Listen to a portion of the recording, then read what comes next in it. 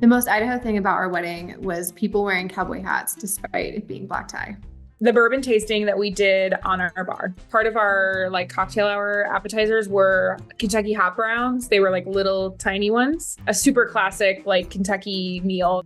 I'd say probably the canned oxygen. That was probably the very most Colorado thing. We had a little sign that said, "Don't let the brides take your breath away." We served beignets and coffee at the end of the night. We had a second line band. We had Zulu tramps, the parasols. Second lining is a celebratory process. It has deep roots in the African American community where people would celebrate anything from funerals, weddings, community members to honor people in the community. So it goes back way, way, way back. The most North Carolina thing about our wedding was being so close to the water, enjoy the beautiful scenery and take in the sunset. Our decor reflected North Carolina because we had blue hydrangeas on our table, our North Carolina schools sprinkled throughout our decorations, and then we had painted oysters on tables throughout the venue. We jumped the broom. Jumping the broom is a pretty significant event. So for Black Americans back, unfortunately, when Black people were enslaved, they legally couldn't get married. At the ceremony, they would lay a broom down. The couple would then jump the broom. 1, 2, 3. It's a keepsake. We're going to keep it for the rest of our lives. In case of emergency, it's you, your spouse, and the broom. And the dog if you have one. Yes. At our luncheon, we had a soda bar. Members of the church try to stay away from coffee. We use soda as a replacement. Mm-hmm. It was a surprise. We walked in there and his mom came up to me with my favorite soda and she's all, "Look what we did." And I was like, "What'd you do?" And she's all, "We have a soda bar." And I teared up. I was like, the 30 below wind chills while we were taking pictures. We had locally sourced meat from a company that my dad buys cattle for. So that was a nice touch.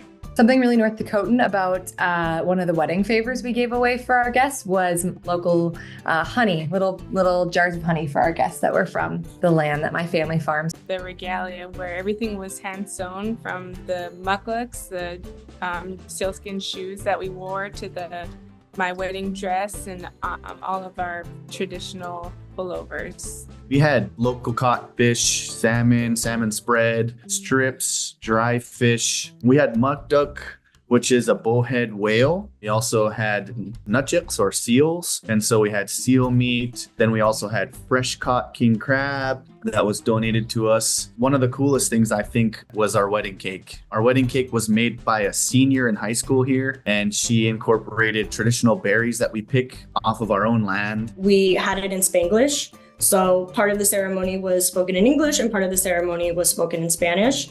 We got to save a lot of money on decor. We fed off of the venue, which was the Sedona Red Rocks in the background, and we were on a botanical gardens. And the week of our actual wedding, there is a flower that only blooms 1 week of the whole entire year, and it bloomed during our week. All of the wine that we served was local to the Napa-Sonoma area. We had a lot of our friends, a lot of good family. We had straight couples, gay couples, gender non-conforming friends. Like, it was just really kind of a melting pot of people. And that's really what I think of as Connecticut. We pretty much knew like all of our vendors. It's like one of those, like, you kind of know everybody. Me and my girls love good food. So one of the things that we incorporated were just trying to just eat as much as we could, making sure we get some of that really, really, really good Atlanta food, which was hard for me because, I'm trying to make sure I can fit in my dresses real nice. So the day before our wedding, we had a ski day at Sun Valley Resort with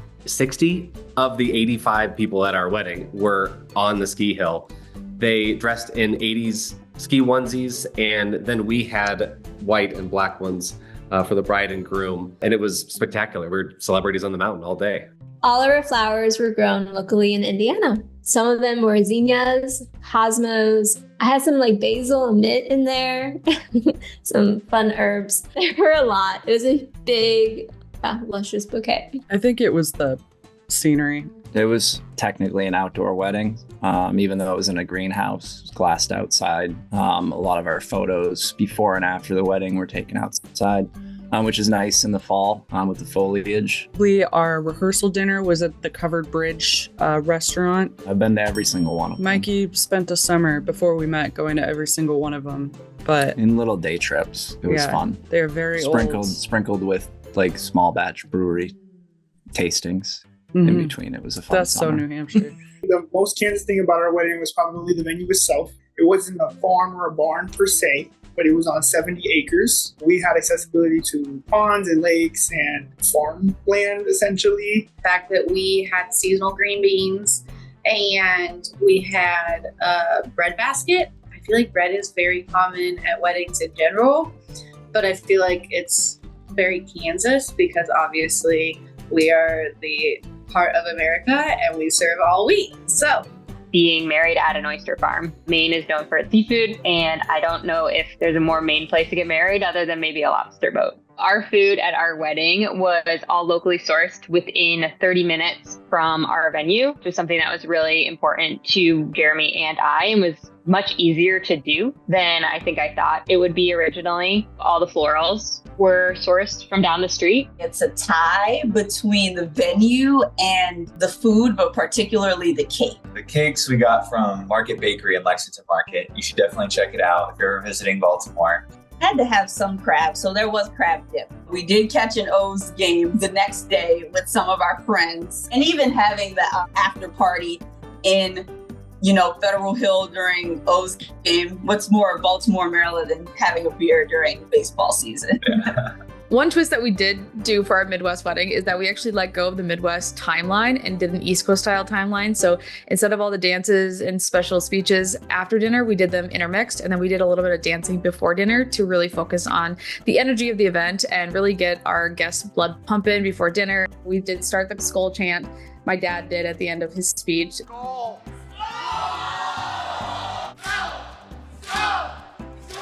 So we went with our bridal party. We rented a party bus to bring us up going to the Sun Road in Glacier National Park for some spectacular pictures. That or our party bus stopped at the town pump and we right after the church picked ceremony. up some drinks and a cheap pair of sunglasses for me. So we kept our wedding very small and rural in an intimate setting. It reflects Nebraska in that way just because we were able to be outside and our pictures reflected a lot of the agriculture. Our ceremony programs.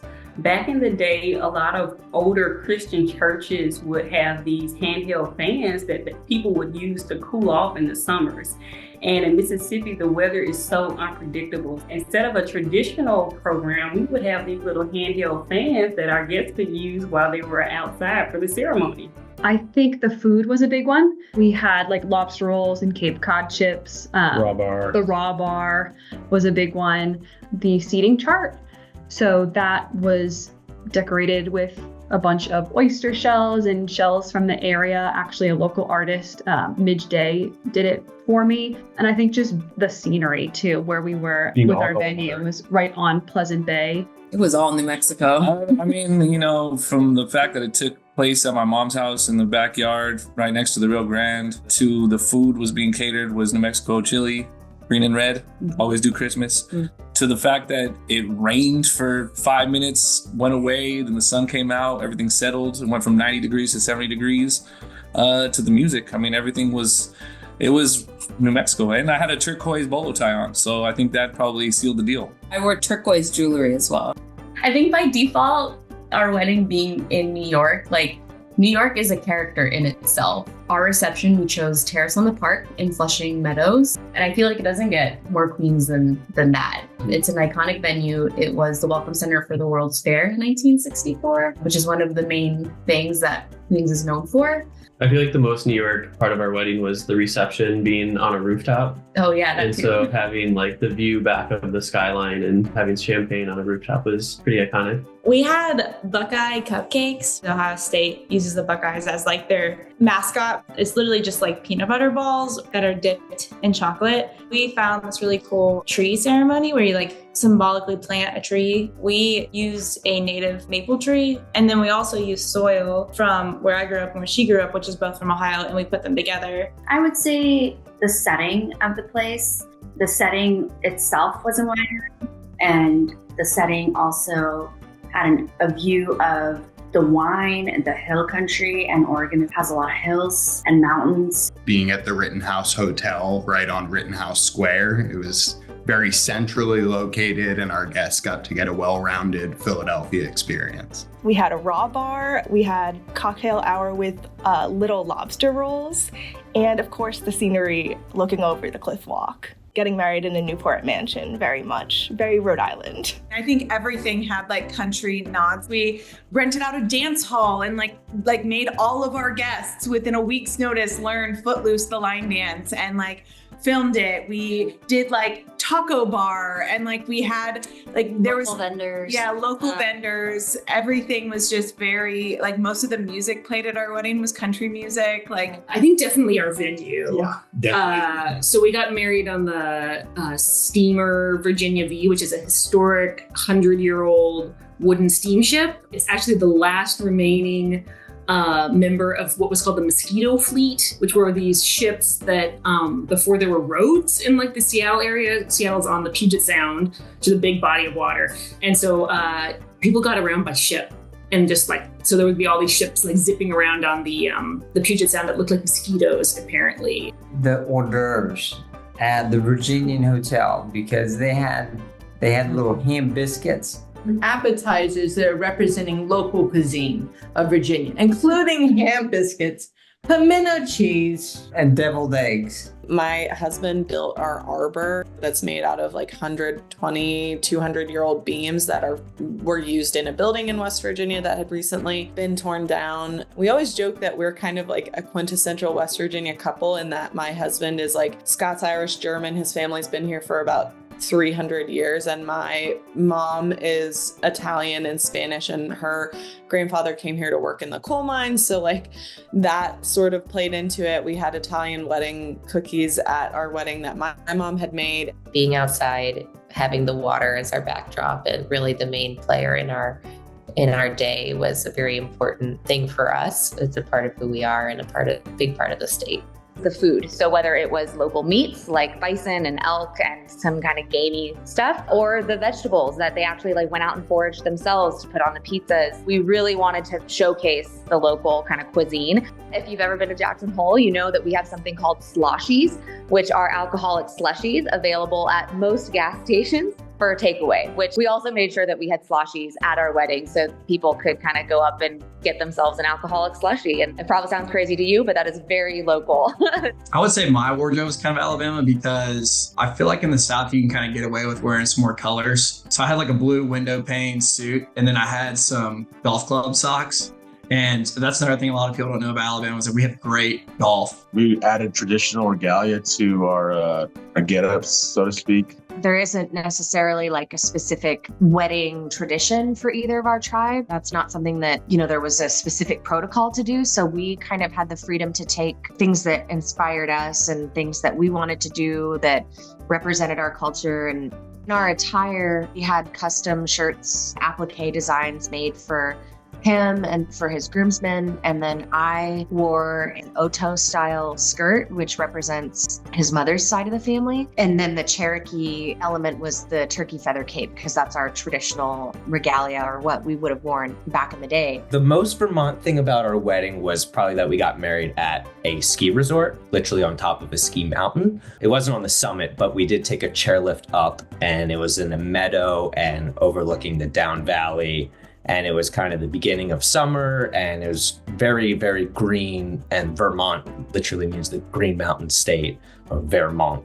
It was definitely a true local Hawaiian style wedding in every sense. A few weeks before, my husband and all of the groomsmen dug the imu. An imu is an underground oven to put the pig in. Our close friend hunted for the pig, they killed it, put it in the imu, took it out, shredded the meat, things like that. We wrapped, it's called lau lau, it's like a traditional Hawaiian cuisine. We wrapped all the lau lau, and everyone was at our house the night before. We were here till 11 p.m. making cups of poi and like traditional Hawaiian food. There wasn't a single person that we really care about that didn't show up to help and put all that together for us. So I did my own flowers. I'm a florist. On the tables at the reception, we had vintage Hawaiian vinyl record album covers on each table. And then for like traditions and things, the one thing that really stands out to me is for our wedding, because we were the hosts of this party, in our culture, it's important, even though it was a day to honor us,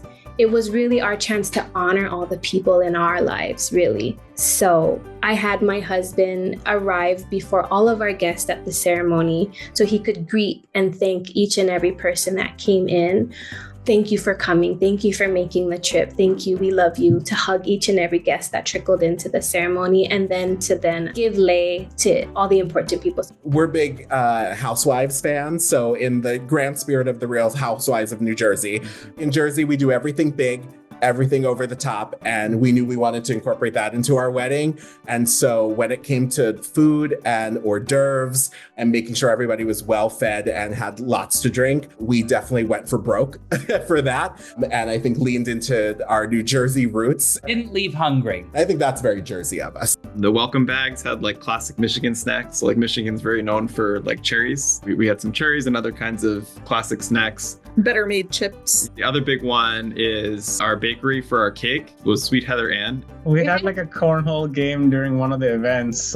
So there was a lot. I mean, cornhole is a big thing. I feel like everybody across the U.S. does play it here and there in like bars and things. But in Missouri, I've seen there's a lot of live competitions where you like, people are very competitive. They get really competitive with like money and stuff. I would say probably the motorcycle. The biggest thing that we attend every year is the Sturgis Motorcycle Rally, and it's probably one of the top motorcycle rallies in the nation, and it turns a 5,000 person town into a 500,000 person town. So what comes to mind to me is that we actually had a special request for our band to play Rocky Top.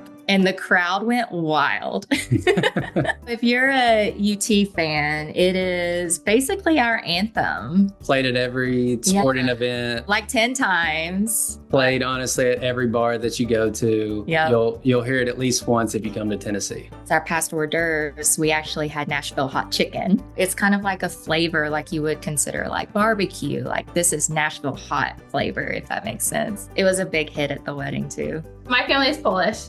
There's a lot of Polish people in Illinois, in Chicago, and every family wedding that we have, we do the polka, which is a fun little surprise for a lot of, the other guests not from the Midwest or from really strong Polish areas. The polka scene in Chicago is quite vast. And we definitely had our wedding. I would say the band went all out for it to the tune where Allie and I were quite winded on the dance floor, and we had to give them like that. I think we got like all three pieces of Nevada. It was wedding at the Neon Museum, which was very historic, classic retro. Then it was going to downtown, which again is not the strip. It's just very downtown, very local. Had a fusion of cuisines. And then we ended the whole day at a nightclub on the strip. So it's like all three pieces of Nevada and Vegas kind of in one day. After our ceremony, we had a hug line, which I felt like was pretty Iowa. People who aren't from the Midwest might not know that about like door holding, and this felt sort of like an extension of that. Like sometimes at the grocery store or leaving a public place, you might get stuck at the door if you're being too nice holding it open for everyone. So we kind of took it a step further and just held the door with a hug for all 100 of our guests. The reception, it was at a distillery called Crystal Ridge Distillery in Hot Springs. Logs everywhere, the walls were logs, very dark inside, had the country feel. And then me and my dad's first dance was to Footloose. However, this is a very Arkansas thing. The morning of my wedding, he got his foot ran over and broken by a trailer truck in the Harps parking lot, picking up something for me. So I had to do the first dance on my own, but it was to Footloose, which is like a country line dance. So I was watching her just like kill it by herself, solo, in front of everyone. It was hilarious.